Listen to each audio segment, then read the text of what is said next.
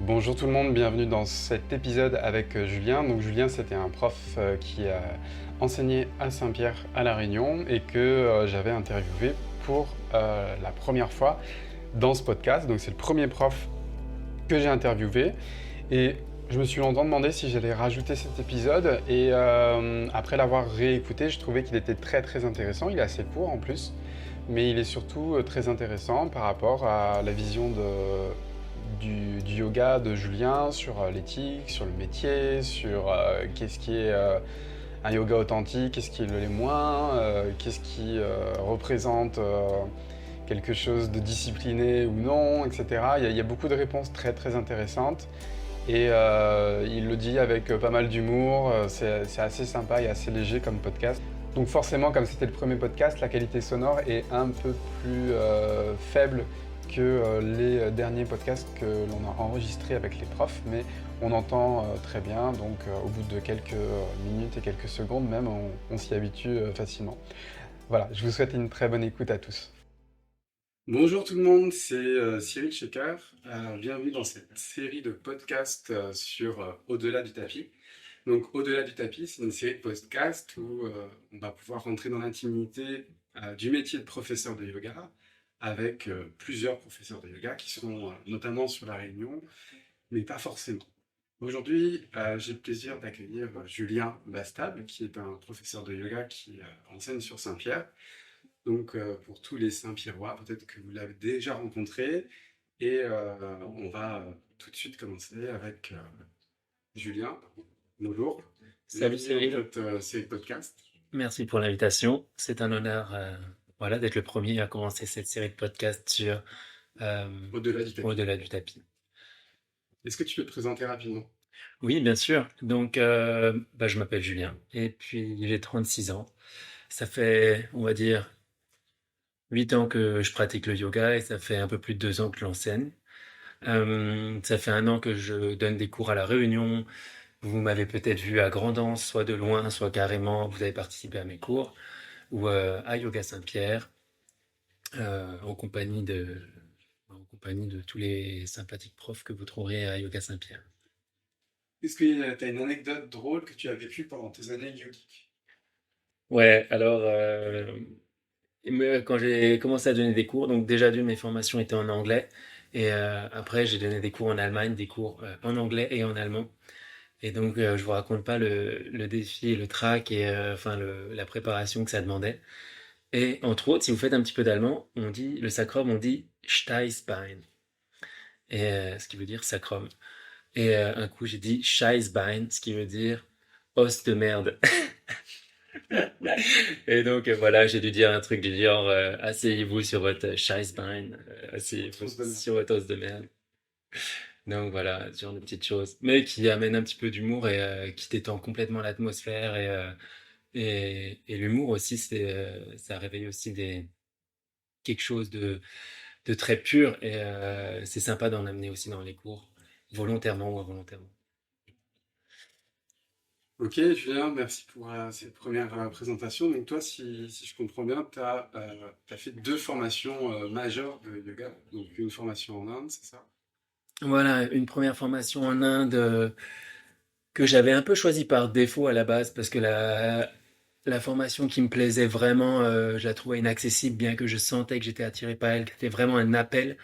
D'une, parce que c'était avec les professeurs que je connaissais à Berlin, là où j'ai découvert le yoga et là où j'ai fait tout mon cursus de yoga, on va dire, mes premiers pas, et puis ensuite où j'ai vraiment pratiqué très régulièrement.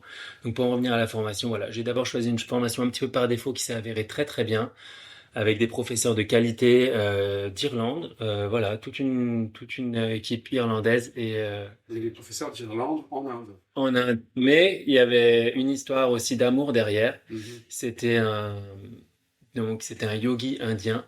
euh, Comment il s'appelait? Kumar. Je vais me rappeler Lalit Kumar, voilà, qui est un très bon professeur, très pédagogue, très inspirant, qui s'est marié avec une Irlandaise. Et donc, de ce mariage, ils ont créé ce centre de formation et après sont venus des Irlandais de la famille du côté de la femme. notamment la mère et d'autres personnes de Cork en Irlande. Voilà. D'accord. Et il y avait aussi un professeur de médecine indienne, d'Ayurveda qui était indien, et on avait une professeure de mantra qui était aussi du village où on était. Ouais, On va oui, revenir oui. tout à l'heure Voilà. à cette relation Première formation à Goa de 200 heures. entre Voilà. l'Inde et le yoga. Et du coup, après, tu as fait un 300 heures Jivamukti, donc c'était l'école qui t'inspirait finalement Voilà. et que tu as fini par faire.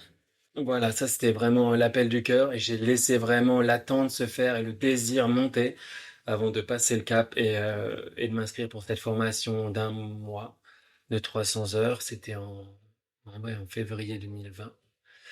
Et donc C'était j'étais déjà professeur en fait à cette époque. Je donnais déjà des cours et c'était hyper intéressant en fait parce qu'à la formation il y avait déjà quasiment que des gens qui avaient des formations derrière eux qui enseignaient déjà. Mhm. C'était à Berlin, du coup, c'est ça? C'était pas à Berlin, c'était à Govardhan Eco-Village en Inde aussi. Ah, en Inde, ouais. Voilà, en Ok. Inde. Mais avec une partie de l'équipe allemande, il y avait aussi des Américains, il y avait voilà, c'était très international finalement. Donc finalement, tu as été formé en Inde par des gens qui venaient d'un peu partout, C'est ça. si on Ouais, ouais, résume. ouais. Je vais rebondir du coup par rapport à ce que tu m'as dit sur une petite question. Est-ce que tu penses, selon toi, qu'un professeur de yoga, il a le droit aux excès, comme tout le monde? Alors, on peut des fois avoir une image un peu parfaite du prof de yoga, comme si c'était un yogi qui était destiné à se libérer du cycle de renaissance. Mhm. Et parfois, il y a un paradoxe entre cette vision-là et le professeur de yoga qui est un peu comme monsieur et madame tout le monde, en fait. Qu'est-ce que tu penses de ça? Alors mon avis là-dessus, en fait, c'est on va revenir à la question des standards. Qu'est-ce qui est normal? Qu'est-ce qui est un excès? Ce qui est un excès pour l'un va pas forcément être un excès pour l'autre. Euh, Par rapport à l'alimentation, par exemple, est-ce que c'est pas excessif de s'interdire des aliments autant que c'est excessif de consommer de l'alcool tous les jours? Voilà, en fait, la notion d'excès, je pense qu'elle est très relative. Et finalement, je pense que c'est la notion d'excès qu'on a avec soi-même qui est la plus importante peut-être.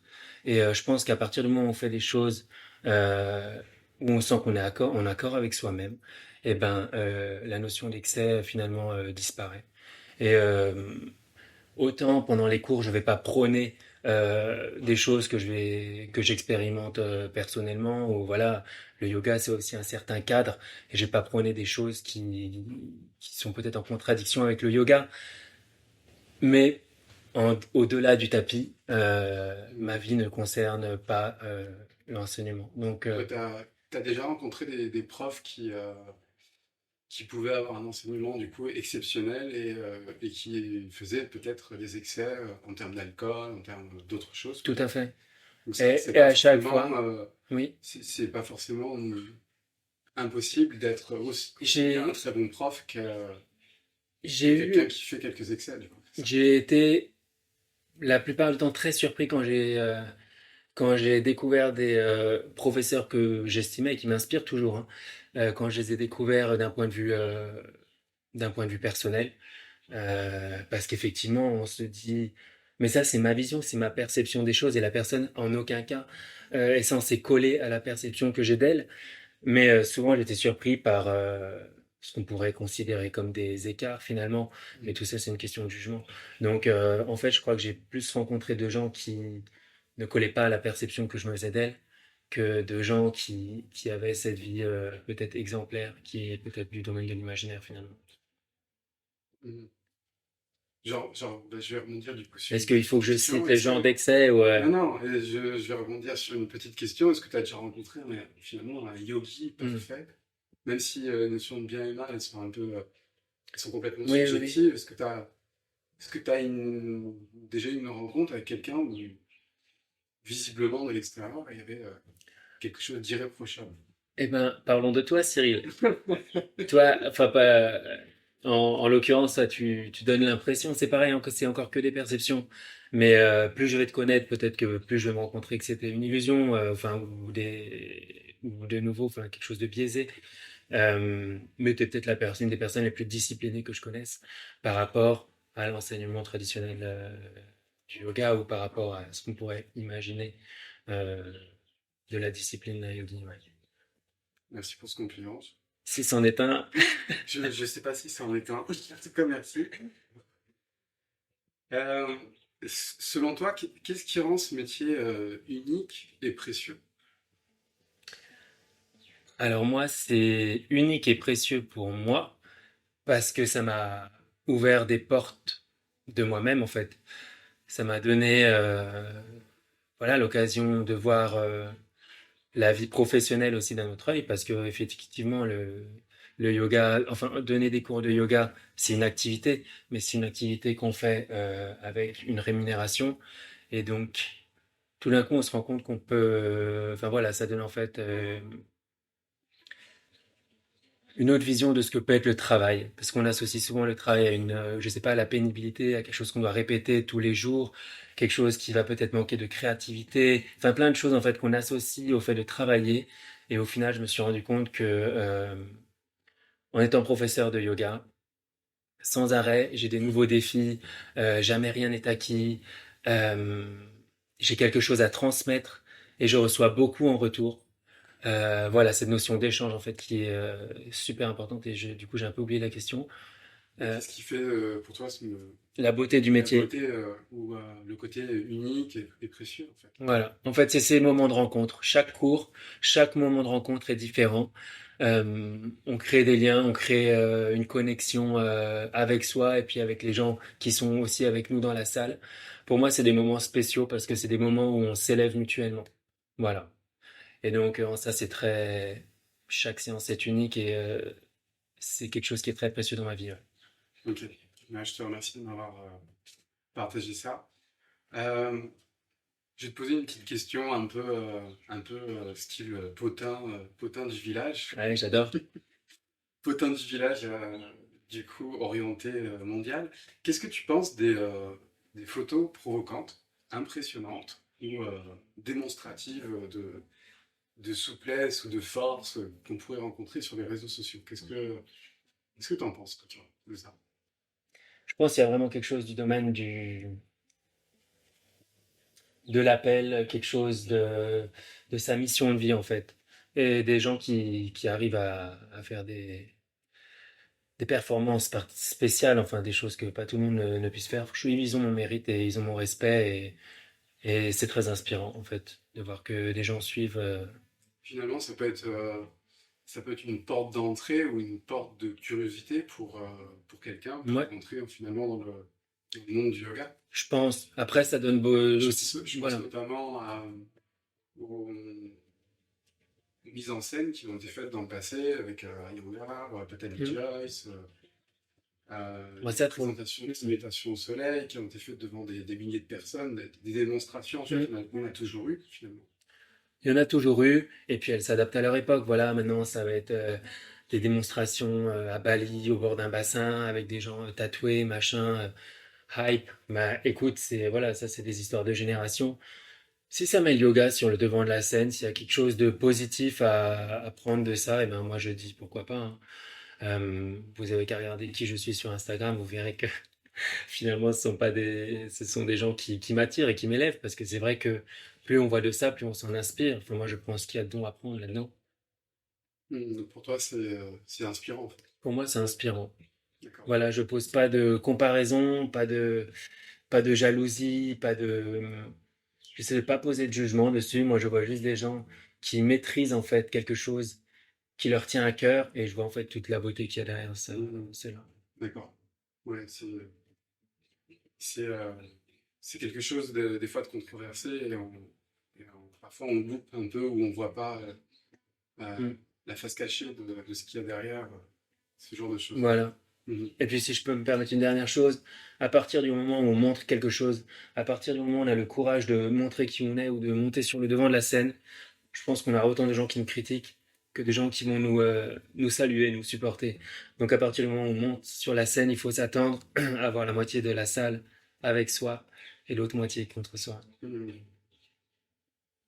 Euh, je vais, euh, je vais parler de quelque chose qui qui revient souvent, c'est la notion d'éthique. Euh, L'éthique, c'est une valeur, et forcément, comme c'est une valeur, on a une définition de cette valeur qui est complètement différente. Euh, Quelle est, toi, ta définition de l'éthique dans le yoga? Alors, l'éthique, on va faire une petite pause. Ok. On fera une petite coupe d'un truc. Laisse-moi réfléchir 2 secondes. L'éthique dans le yoga. Alors, évidemment, le yoga, ça attire des gens qui sont à différentes étapes de leur chemin spirituel. Il y en a qui... Mais je pense que ça rassemble les gens qui font un travail de recherche. Tout le monde veut savoir qui il est. Enfin, pas tout le monde, justement.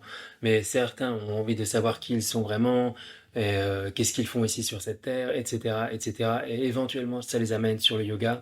Et chacun est en fait à son niveau sur cette route. Et, mais moi, je veux pas me poser ici en juge de savoir qui est le plus avancé, qui est le plus éloigné.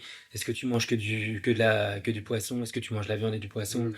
Enfin, je suis pas là pour juger qui fait le bien, qui fait le mal.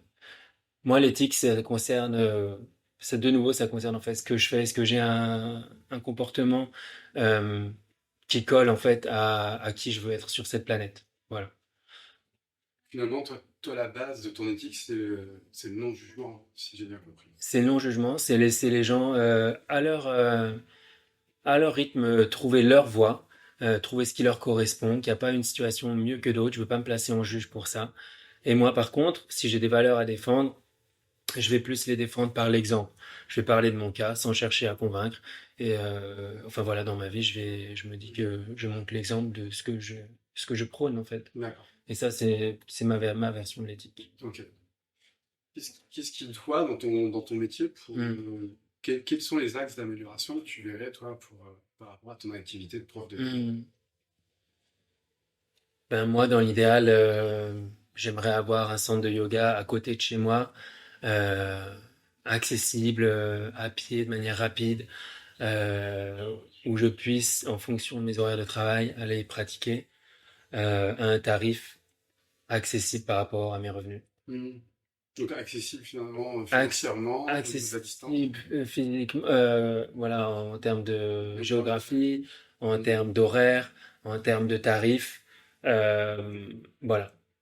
Donc ça serait, voilà, s'il y avait quelque chose à améliorer, par exemple, à La Réunion, ce serait d'avoir plus de lieux comme ça.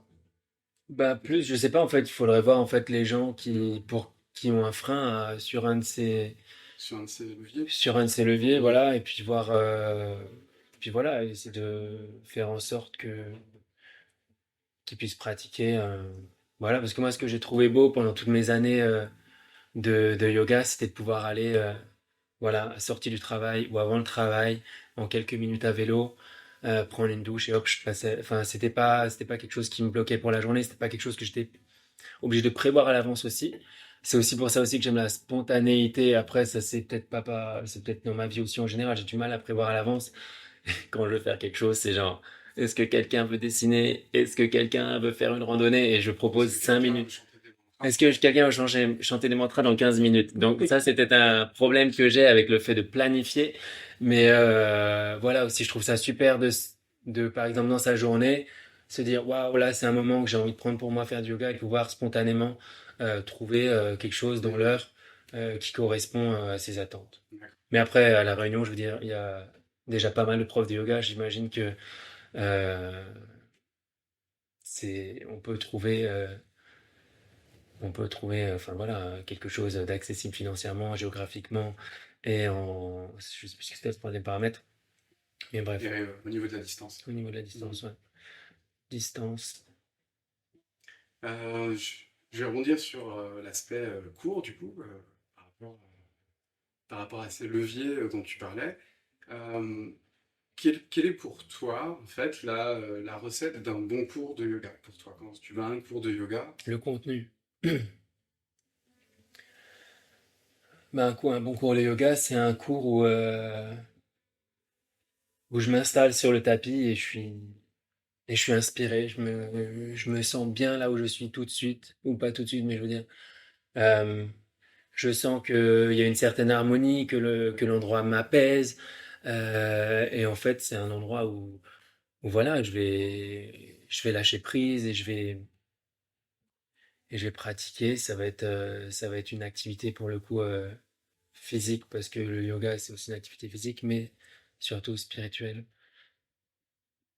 Donc pour moi, un bon cours de yoga, c'est après au niveau du contenu, bah, je trouve que les mantras apportent beaucoup. S'il y a une petite introduction sur sur une des valeurs du yoga, sur quelque chose voilà qui touche au cœur, qui touche à la gratitude, qui touche à l'inspiration, et ben ouais, ça va être un plus parce que ça va permettre de se connecter avec qui on est vraiment quoi. Donc voilà, mais en fait, je suis content à la fin d'un cours de yoga si j'ai l'impression d'avoir ressenti, d'avoir vu les choses avec mon cœur, d'avoir voilà senti l'énergie, la connexion, tout ça. D'accord. Simplement. Ouais, non, c'est bien. Mm. C'est beau. C'est beau et, ça correspond vraiment à tout le discours que tu as eu depuis le début. Donc, non, J'essaie d'être cohérent. Après, si je peux rajouter quelque chose aussi, si tu veux, pour juste. vas-y, je te laisse. Après, c'est vrai que vous, si vous me connaissez ou si vous êtes venu à mes cours, moi, j'adore me donner à fond, j'adore me confronter à mes limites, euh, et j'adore qu'on me défie en fait. Donc, c'est vrai que si le cours est énergique et créatif et en plus d'être inspirant, là, c'est vraiment un plus. Voilà, C'est vraiment un top pour dans ce cas-là. c'est vraiment top cours. Tu reviendrais tout le temps. Je reviendrai tout le temps. Ok, je vais finir par bah, le mot de la fin. Qu'est-ce que tu aimerais dire aux personnes qui nous écoutent, qui ont réussi à rester connectées jusqu'à plus de 20 minutes Ben, sur cet échange? Bah écoutez, merci hein, si vous êtes resté jusqu'au bout et puis c'est que vous avez trouvé ça intéressant. Donc bah écoutez, j'espère que euh, vous en avez profité autant que moi. Moi, c'était très sympa en tout cas cette interview, Cyril. Si vous me connaissez, que vous avez des questions par rapport à ce qu'on vient de partager, ben voilà, n'hésitez pas à me les poser plus tard. Et puis sinon, on se retrouvera à un moment donné à la Réunion, sûrement sur cette petite île, sur le tapis ou au-delà du tapis. Sur le tapis ou au-delà du tapis. Voilà. Si vous avez aimé ce podcast ou si vous aimez le podcast de manière générale, c'est un podcast qui me tient à cœur. C'est un podcast qui parle beaucoup des choses qui sont peu dites, entre guillemets, dans le monde du yoga. Et ça fait du bien d'interviewer tous ces professeurs. Ça fait du bien d'entendre des professeurs courageux, oser dire les choses que certains pensent tout bas. Et donc c'est pour cette raison que c'est hyper important pour moi que vous puissiez le partager si vous avez aimé le podcast et que voilà, ça puisse diffuser au plus grand nombre. Merci à vous.